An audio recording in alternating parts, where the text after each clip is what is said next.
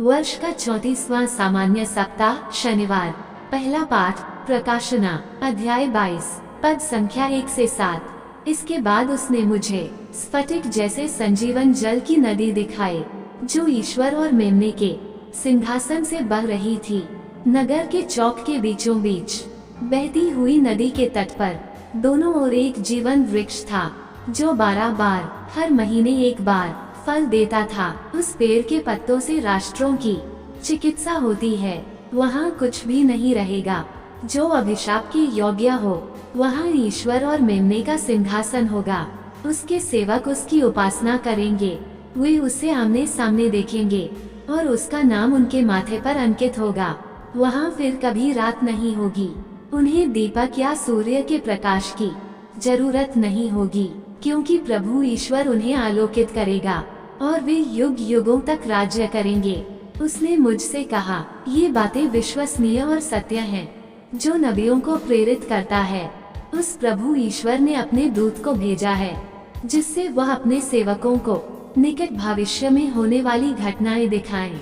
देखो, मैं शीघ्र ही आऊंगा। धन्य है वह जो इस पुस्तक की भविष्यवाणी का ध्यान रखता है। सुसमाचार, लूकस अध्याय 21, पद संख्या 34 से 36। सावधान रहो, कहीं ऐसा ना हो कि भोग विलास, नशे और इस संसार की चिंताओं से तुम्हारा मन कुंठित हो जाए और वह दिन फंदे की तरह अचानक तुम पर आ गिरे, क्योंकि वह दिन समस्त पृथ्वी के सभी निवासियों पर आ पड़ेगा।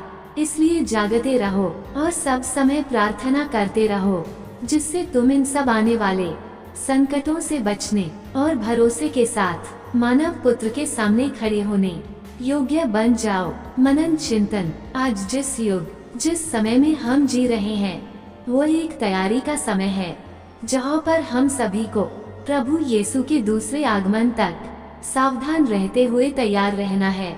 इस बात को संत लूकस बहुत ही अच्छी तरह से आज के समाचार में बताते हैं। वे कहते हैं, सावधान रहो, कहीं ऐसा ना हो कि भोग विलास, नशे और इस संसार की चिंताओं से तुम्हारा मन कुंठित हो जाए और वह दिन फंदे की तरह अचानक तुम पर आ गिरे, क्योंकि वह दिन समस्त पृथ्वी के सभी निवासियों पर आ पड़ेगा। इसलिए जागते रहो और सब समय प्रार्थना करते रहो, जिससे तुम इन सब आने वाले संकटों से बचने और भरोसे के साथ मानव पुत्र के सामने खड़े होने योग्य बन जाओ। यह वचन हम सभी से यह प्रश्न करता है कि जब मानव पुत्र आएगा, तो क्या हम अपने आप को उसके सामने खड़े होने योग्य पाएंगे? यदि हमें मानव पुत्र के सामने खड़े होने योग्य बनना है, तो हमें भोग विलास, नशे और इस संसार की चिंताओं से दूर रहते हुए जागते रहने एवं प्रार्थना में जीवन बिताने की जरूरत है। आइए इन बिंदुओं पर हम मनन चिंतन करें। संसार की वस्तुएं हमें हमारे उपयोग तथा हमारी सहायता हेतु प्रदान की गई है, परंतु जब हम उनका अत्यधिक या जरूरत से ज्यादा उपयोग करने लग जाते हैं, तो वह भोग विलास में परिवर्तित हो जाता है। नशा एक ऐसी प्रवृत्ति है जो हमारे सोचने समझने की शक्ति को कम कर देता है, और कोई कोई उस नशे में इतने लिप्त हो जाते हैं कि कहाँ जा रहे हैं, क्या बोल रहे हैं, क्या कर रहे हैं और उनका लक्ष्य क्या है, सब भूल जाते हैं। नशा केवल मादक पदार्थ पीने से ही नहीं, परंतु नशा कई प्रकार के हो सकते हैं, जैसे अमीरी का नशा, शोहरत का नशा, वासना का नशा, झूठी तारीफ पाने का नशा, काम का नशा, चोरी का नशा, झूठ बोलने का नशा, क्रोध का नशा इत्यादि इत्यादि।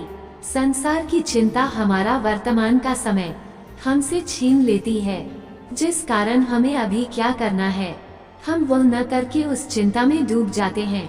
आज जिस युग, जिस समय में हम जी रहे हैं, वो एक तैयारी का समय है, जहाँ पर हम सभी को प्रभु यीशु के दूसरे आगमन तक सावधान रहते हुए तैयार रहना है। इस बात को संत लूकस बहुत ही अच्छी तरह से आज के समाचार में बताते हैं। आइए हम संसार की असारता को दूर रखकर विश्वास में दृढ़ बने तथा निरंतर अपने आप को मन, वचन, कर्मों से शुद्ध करते रहें, जिससे हम भरोसे के साथ मानव पुत्र के सामने खड़ी होने योग्य बन जाएं। आमीन।